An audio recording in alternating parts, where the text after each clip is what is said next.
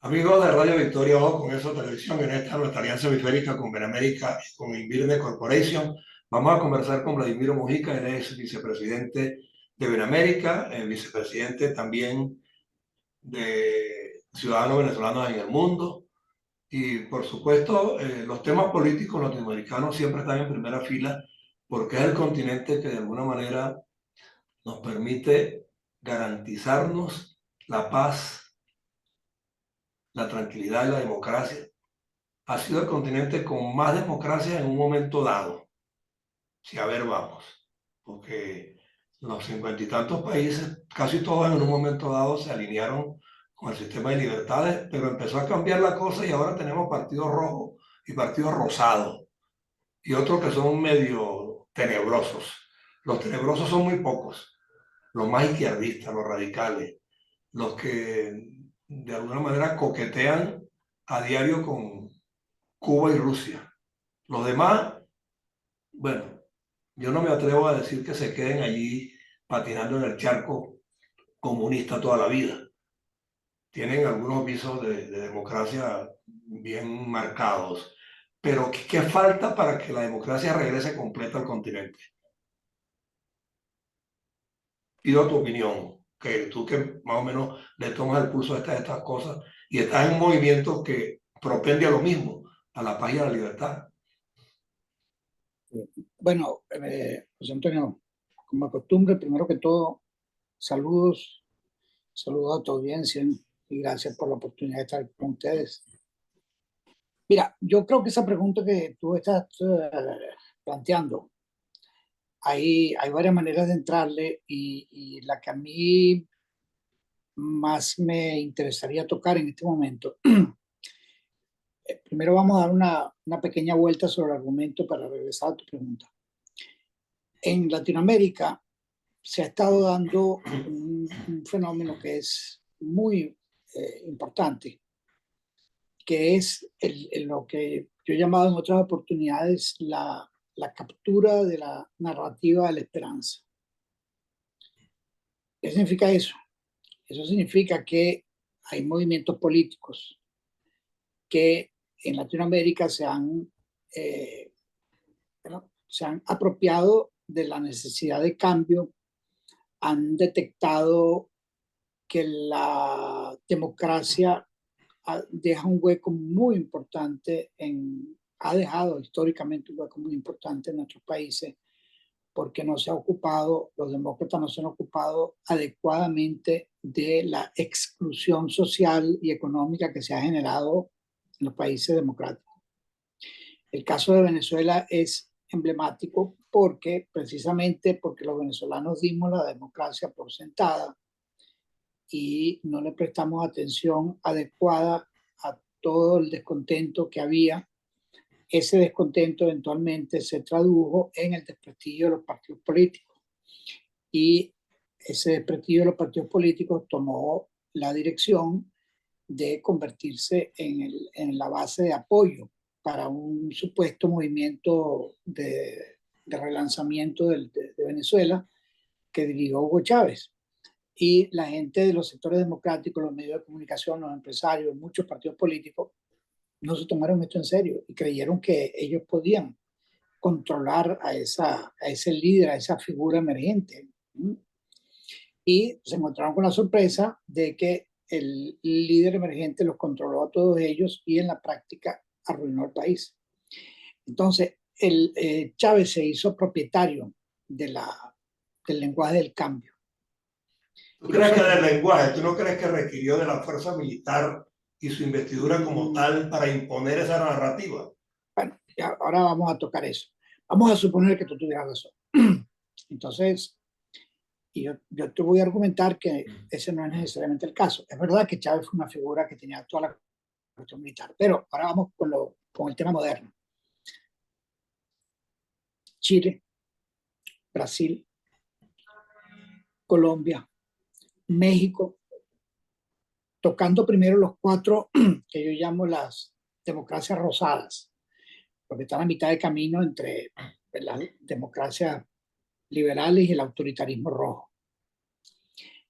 En esos 4 países se produjo precisamente el fenómeno de la captura del lenguaje y en ninguno de los 4 había una alianza militar como la había en Venezuela. Es decir, la alianza militar no es indispensable.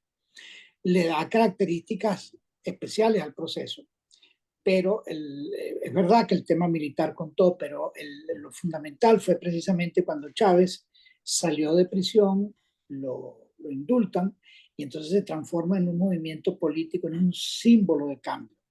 Y mucha gente, amigos tuyos, amigos míos, que en su momento decidieron votar por Chávez, lo hicieron con el argumento de que no se podía estar peor y que los partidos eran tan corruptos que era necesario un cambio.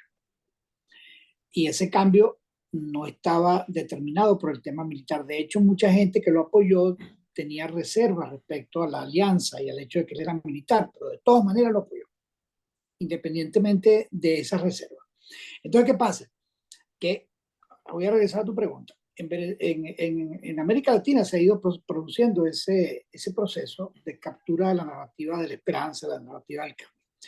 Eso es lo que está descrito con lujo de detalles en un documento que yo siempre invito a la gente que se lo lea, pero no sé cuánto éxito tengo, que es el Manifiesto de Puebla. El Manifiesto de Puebla es la versión moderna del Manifiesto de Sao Paulo. Y el Manifiesto de Puebla se establece con meridiana claridad que es necesario aprovecharse de los resquicios, de los caminos y de las rutas que abre la democracia, apoderarse del poder, valga la redundancia, apoderarse del control, pues tomar el control del poder y entonces utilizar los propios mecanismos, las debilidades de la democracia para no entregarlo. ¿Ves? Yo no digo que ese sea el caso de los 4 países que te dije, pero es un hecho que en este momento en Latinoamérica los depositarios fundamentales de la voluntad popular en muchos países son gente asociada a la izquierda. Entonces tú te preguntas, bueno, ¿y cómo pasó eso? Pues ahora viene el tema de lo que tú preguntaste al comienzo. En este momento los venezolanos debiéramos pedirle a las democracias que yo llamo rosadas, quizás alguna gente encuentre el término un poco insultante, ridículo, yo no lo estoy usando así, lo utilizo por una cuestión pedagógica. Nosotros tenemos que pedirle que traten a Venezuela en los mismos términos que tratan a sus propios países, porque lo que nosotros estamos pidiendo para Venezuela en términos de elecciones y de liberación de presos políticos es exactamente lo mismo que llevó a Petro a la presidencia de Colombia. O sea, Exactamente lo mismo. Convertir a Venezuela en un país rosado también. Bueno, rosado o salir de la autocracia roja, ¿entiendes? Porque lo que estamos pidiendo es una elección. Pero la autocracia tú la asocias con la civilidad o con el militarismo. Porque autocracia es el sometimiento a la fuerza. Bueno, no, la autocracia desde el punto de vista etimológico tiene otra raíz. El autócrata es alguien, bueno, que reemplaza, es el control de los pocos que están alrededor del autócrata. O sea, no necesariamente el autócrata es militar, el autócrata puede ser civil. Es decir, hay autocracias militares y autocracias civiles, hay de las dos criaturas.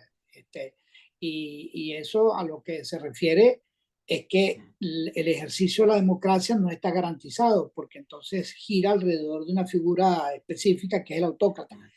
Bueno, entonces a mitad de camino entre eso y una dictadura o una tiranía, digamos, son términos que las fronteras a veces no están completamente deslindadas. Pero yo utilizo el término autócrata en el caso de lo que ocurre en Venezuela porque tú tienes una situación de sujeción, de dominio de las otras instituciones del Estado por parte de quien ejerce la presidencia de la nación. Pero ocurre porque los países dejaron de ser soberanos y la soberanía se le tiene encomendada nada más que a las fuerzas militares. No, yo no Tu defensa, constitucionalmente la defensa de la soberanía sí, la defensa está en manos de las Fuerzas Armadas, además nadie. Sí, pero espérate. Una cosa es la defensa y otra cosa es la soberanía. Los militares no son depositarios de la soberanía de la nación, en absoluto. Los militares están obligados a defender la soberanía de la nación. Ellos no son los depositarios de la soberanía de la nación. Los depositarios de la soberanía de la nación es el pueblo. Ok, pero cuando No dan los el giro, militares. cuando dan el No. giro y se convierten Ah, en bueno, cuando dan el gobierno, giro, pero espérate, pero digo para que no confundamos los términos. no, yo no Los lo estoy militares, confundiendo. no para que lo confundas tú o yo, digo para que no queden confundidos para tu audiencia. Mm. Los militares no son depositarios de la soberanía nacional. Los militares están obligados a defender la Constitución, las leyes y la soberanía de la nación, que no ¿Quién es los lo mismo. obliga? ¿Quién los obliga? La La Constitución, Constitución. sí, ¿Y la por qué, y Constitución lo por qué, dice y por qué si explícitamente. ellos no lo hacen y violan en consecuencia, están Ah, violando la bueno, Constitución? O bueno, sea, ahí viene el asunto. hablan a nombre, no, pero hablan a nombre del gobierno de turno siempre, que es civil, Eh, supuestamente. mm, no, la captura del lenguaje es mucho más allá. Cuando tú ves por quién juran y cosas, siguen jurando por la Constitución. No juran por el presidente Maduro. Le ofrecen lealtad al presidente, pero no juran por Maduro. ¿Entienden? No han llegado a ese punto todavía porque se siguen apoderando del lenguaje y siguen actuando como si estuvieran defendiendo la Constitución. Cuando en verdad, pero no estamos hablando tanto de los militares es otro departamento. No, no, es que si no Lo lo que, sacamos del camino en este juego civil que en el que estamos, con María Corina, con el otro, con el otro, con el otro, vamos a caer en lo mismo, porque entonces Mira, la contraparte va a tener quien lo defienda y los otros no. sí, mira, el tema de los militares es otra discusión que es una discusión No, en yo hablo del sí. resultado que vamos a obtener en las primarias y en la confrontación con el régimen. O sea, ¿quién va a defender a la oposición? Si la soberanía está colocada al servicio de... Bueno, allí esa es otra Esa es la pregunta. disyuntiva más difícil de clarificar en este Sí, instante. sí, pero ok, está bien, pero déjame terminar el argumento que te estaba diciendo para completarlo. Te estaba diciendo que en mi opinión es muy importante que se haga un llamado internacional, el tema internacional, Ok. que que se haga un llamado fundamental a estas democracias Ujú. para que estos países se pronuncien para que Venezuela tenga las mismas oportunidades que tuvieron sus países. En el caso de Chile, México, Brasil y Colombia. Esa es una cuña muy importante y no hay que tratar a todos esos países como si se estuviera hablando con Cuba y Nicaragua, porque no lo son, no es lo mismo. Ok, ahora de vuelta a tu otra reflexión. Eh, ¿Quién nos va a salvar? Eso era una pregunta que se hacía en una serie de televisión del país donde tú estás, ¿no? Y venía el Chapulín Colorado.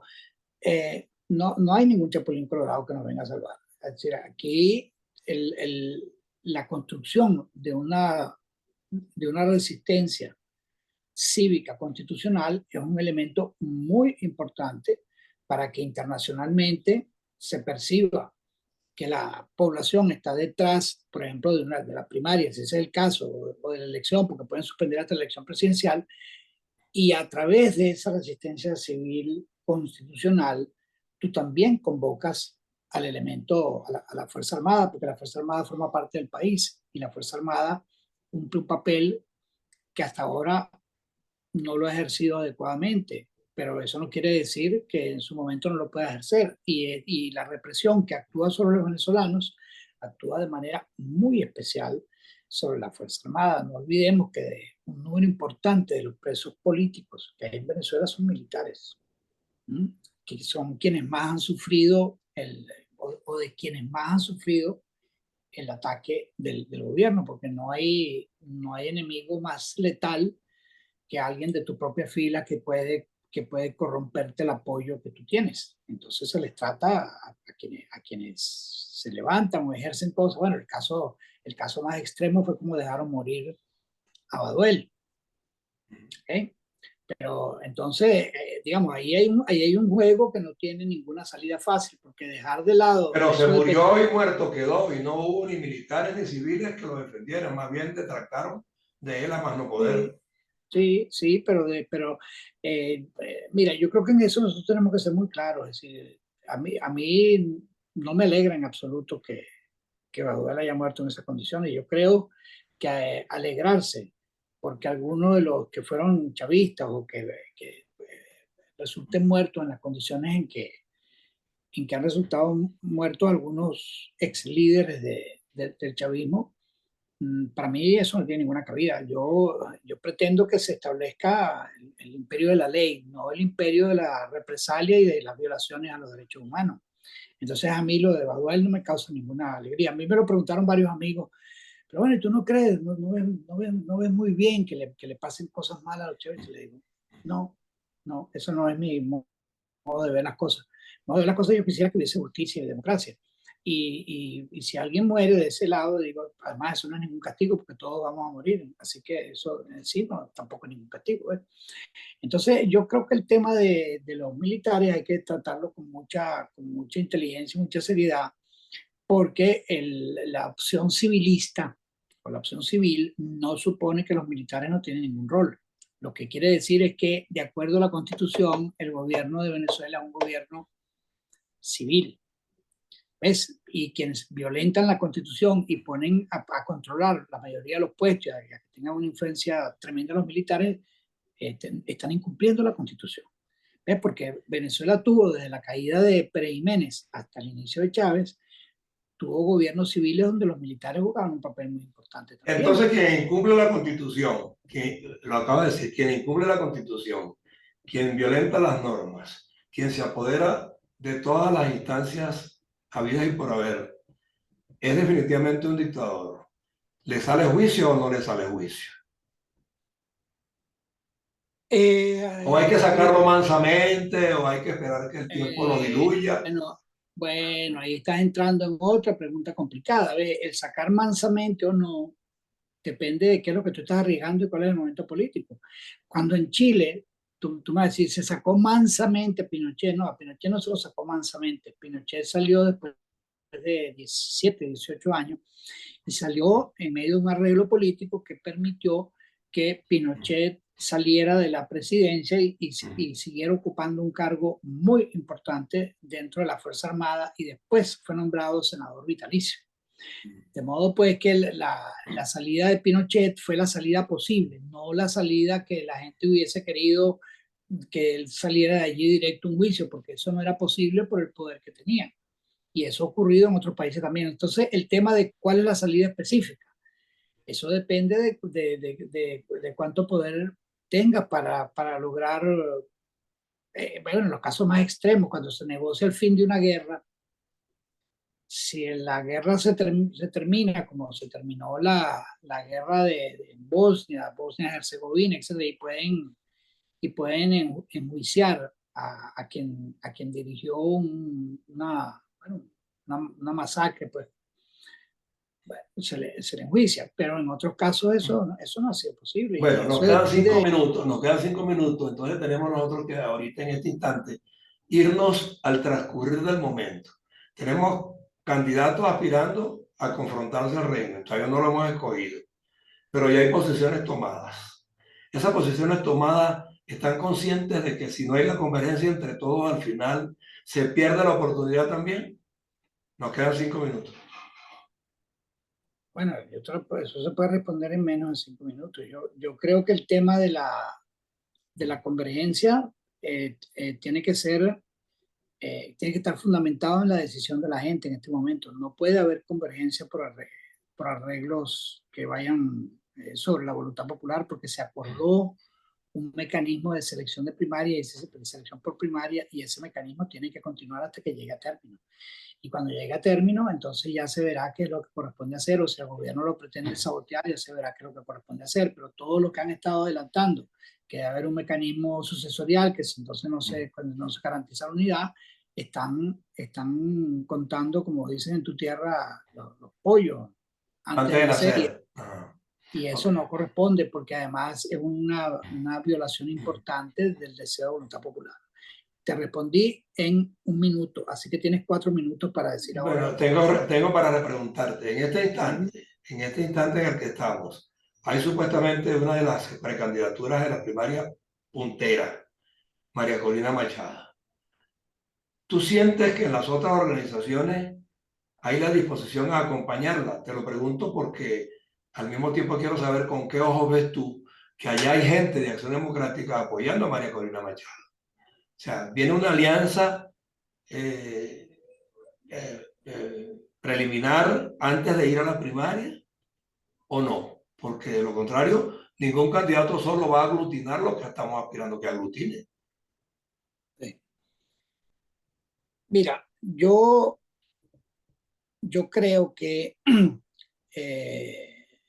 María Corina Machado se ha convertido en un símbolo y es la oportunidad mejor que tiene la oposición democrática venezolana para minar las bases del régimen. Y en esa condición, algunos de nosotros estamos apoyando elementos específicos de la campaña de María Corina Machado sin que eso signifique tomar una posición proselitista, ni significa inscribirse en un partido, significa aprovechar la mejor oportunidad que tiene esta pelea, sin dejar de reconocer pues, los méritos y condiciones de otros candidatos, así como en su momento muchos de nosotros, incluyéndome, apoyamos a Juan Guaidó, apoyamos a Enrique Capriles y hemos apoyado, si tú me preguntas a mí a quién apoya, yo apoyo a quien tenga la mejor posibilidad de minar las bases de la autocracia venezolana. A ese apoyo yo. Y en este momento yo creo que ese individuo es María Corina Machado. Ahora bien, lo otro que tú estás preguntando, ¿quiénes van a decidir ese apoyo o no? Yo preferiría que llegáramos a la primaria y que se acordara, que se siguiera el mecanismo de consulta de la soberanía popular y que, bueno, después de eso, quienes tomen una decisión de apoyar o no apoyar al candidato ganador es una decisión libre que toman las organizaciones políticas, o si la toman antes, la toman antes. El tema de la evaluación de cuál es la mejor opción que tenemos es muy importante, es un tema fundamental, ¿ves? Y todo debería girar alrededor de eso. ¿Tú preferirías que la inclinación general de las organizaciones sea previo a la primaria en este instante o que no? Yo preferiría que la primaria culminara, y diera su resultado, y nosotros estamos defendiendo abiertamente la primaria. ¿Por qué?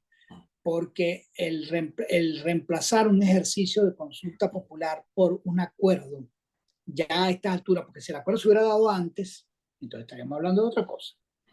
Pero aquí se tomó una decisión de ir por el camino de la primaria. Bueno, sigamos el camino de la primaria y esperemos los resultados de la consulta popular. Se pensaba que de la diáspora no se iba a registrar nadie y hay 330.000, que no es que es wow, que llegamos a los 4,5 millones, no, pero es una cuestión significativa, bastante significativa. Y entonces, igual va a ocurrir con la primaria en Venezuela. Entonces, si ya tú tienes esa demostración de participación, venir a estas alturas del partido y decir, bueno, no hay primaria, vamos a llegar a un acuerdo, no me parece, no parece justo con el pueblo soberano. Ok. El régimen ha amenazado de repente con hacer las elecciones generales antes. ¿Puede la comisión de primaria adelantar también su proceso para terminar de escoger al que va a desbaratar el gobierno? No lo sé, eso es un tema. No, como los oí decir que las mesas están casi listas, pudiera ser una señal de que se pueda hacer la consulta antes, para poner al candidato en la calle de una buena vez, con tiempo suficiente, para convertirse en una campaña arrolladora. Aquí hay que entender que esa comisión de primaria ha tenido una tarea ciclopia, muy difícil en tratar de armonizar las opiniones de los candidatos y que los tiempos y los lapsos y muchas cosas que son difíciles de entender desde afuera están determinados por eso. Te insisto, ya que se decidió el tema de la primaria y ya que lo que falta no es demasiado tiempo, yo creo que deberíamos seguir continuando ese camino. Si el régimen en el camino decide adelantar la elección presidencial para la semana que viene, bueno, entonces habrá que tomar decisiones sobre esa materia, ¿ves? Pero tomarlas a priori sin información de esa naturaleza es un desatino, porque ya se decidió este camino y este camino involucra la voluntad de la gente, porque este camino no involucra otra cosa, involucra la voluntad de la gente. Si involucra la voluntad de la gente, tú tienes que respetar el camino, a menos que, por supuesto, ocurra un saboteo extremo del régimen, etcétera. Bueno, está bien, ya cuando lleguemos a eso, no es que no hay que preocuparse por esas opciones. Esto se está discutiendo abiertamente en la oposición, pero yo creo que abortar el proceso y viniendo la decisión del interior de la oposición es un desatino. Bueno, de todos modos, vamos a esperar. Y espero también que así como se están creando comités de economía, de agrícolas y no sé cuánto en la oposición, se creen comités que dialoguen con el sector militar para ir de alguna manera suavizando las tensiones cuando corresponda ir a una confrontación plena. Ahí tiene que haber un diálogo preliminar, bien manejado, con mucha inteligencia. Y yo creo que en la oposición debe haber la gente calificada para ello. Te lo dejo para un próximo programa. Muy bien. Una pregunta fácil para el próximo programa. Seguro. Me la puedes responder en una sola pregunta, en una sola respuesta y nos vamos del aire. Gracias, Vladimir. Bueno, pues. Un abrazo.